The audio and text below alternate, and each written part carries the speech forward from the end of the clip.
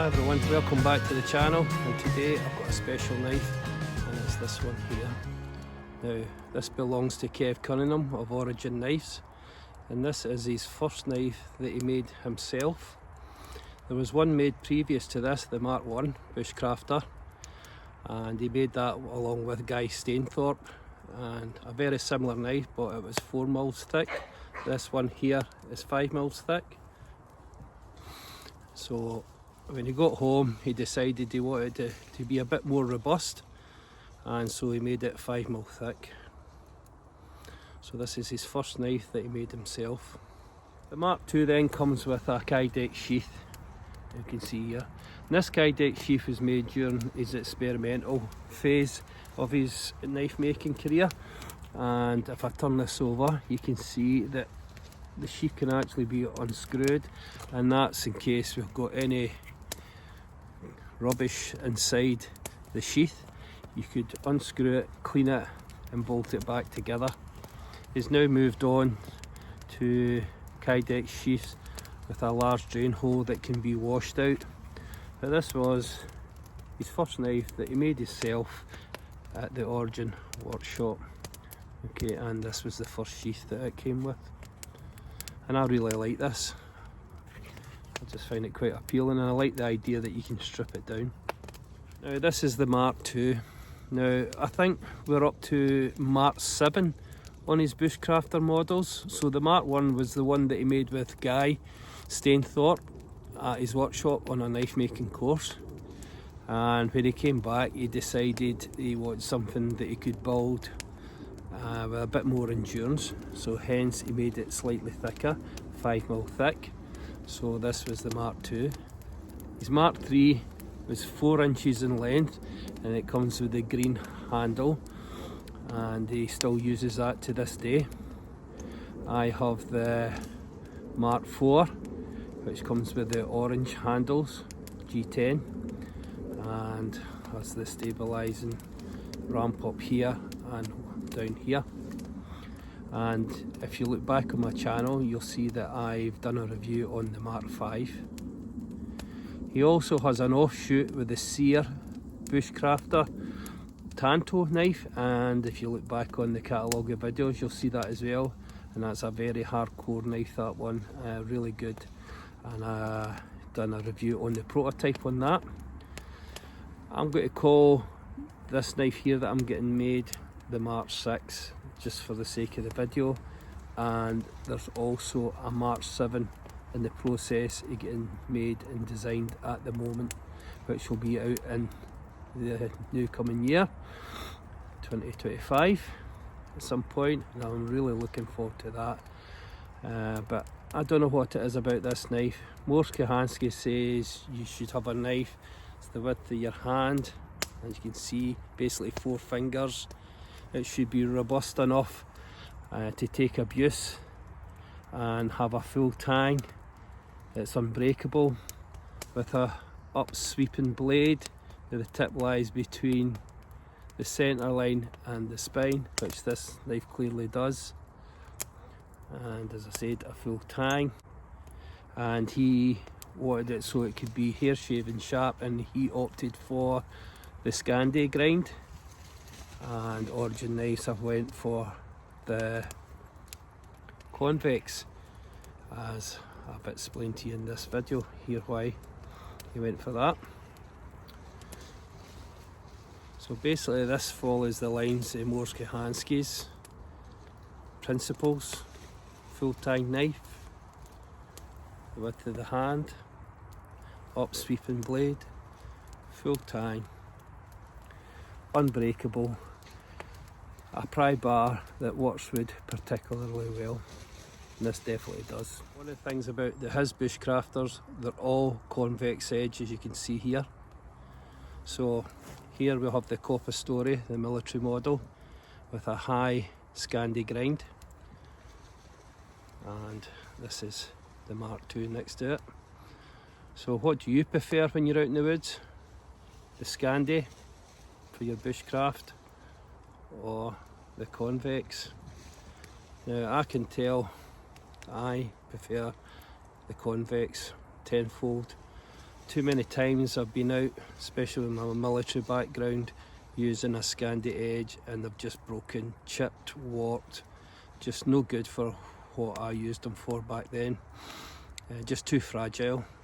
It's okay if you're doing bushcraft and you're looking after your knife, and but I just feel, nah, it's not got the endurance, it's just not got the edge stability that a convex offers you. So I've always went for convex. So of the two, which one do you prefer? Convex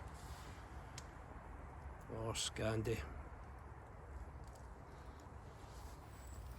Well, one of the areas I find that the convex supersedes the Scandi grind is when it comes to batoning through wood. In all my years in the military, I never battened wood at all. I just gathered it up and we would make fires that way. We're just making smaller branches with cotton wool and Vaseline, basically. We were showing it, but nobody could be arsed doing it. So I feel like the batoning's actually a YouTube thing, and it's something I've got into myself over the years, and I can see the reasons behind it. This is one area I feel that the convex definitely outdoes the Scandi grind, and this is basically the only area I find that the Scandi grinds have failed with me is when I've been batoning.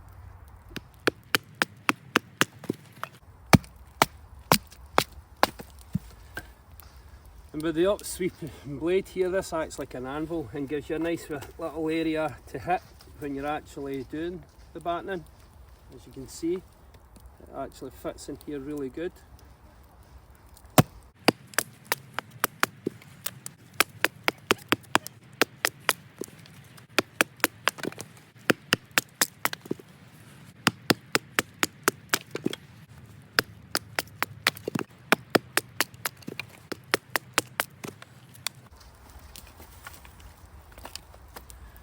So there you go, it's dead easy to do the batoning, and I much prefer to do the batoning with a convex edge than I would with a Scandi.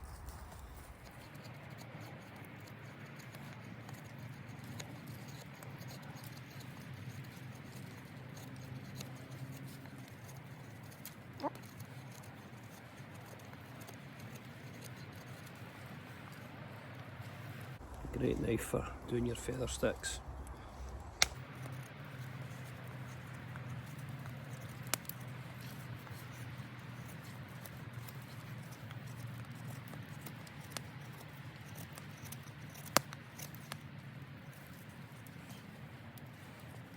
Scandi grind. Okay, we'll just turn the stick round and we'll try it with the convex.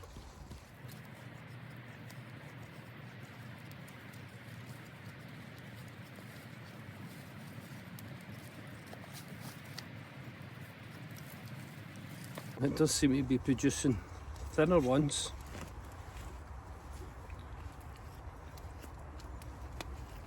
And I'm using a full fisted grip here. I ain't using the platform.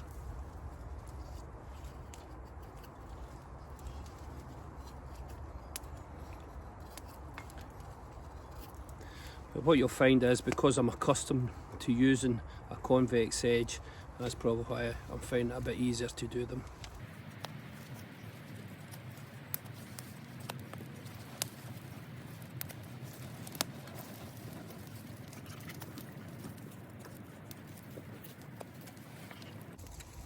That's the convex feathers, and this is the Scandi. Unaccustomed to using this, so that's probably why they're a bit bigger, but there's no difference really. I think once you're accustomed to using whatever type of edge you prefer, you'll produce great feathers.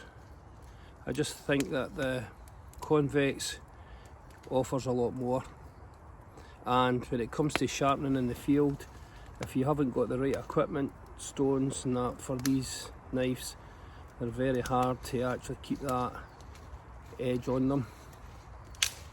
And if you're on a survival course and you're using a Scandi and you start taking it to a stone from a riverbed, well, you can say bye bye to the Scandi edge. It'll eventually become a convex. So we can see here on the Mark II, this spot here is a thumb ramp stabilising platform, but also can be used on the knee, and I'll show you what I mean by that.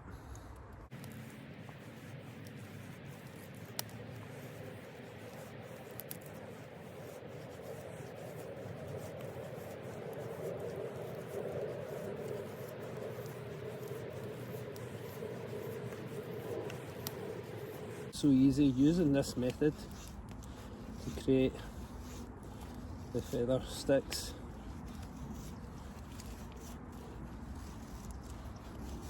And really fast and efficient also.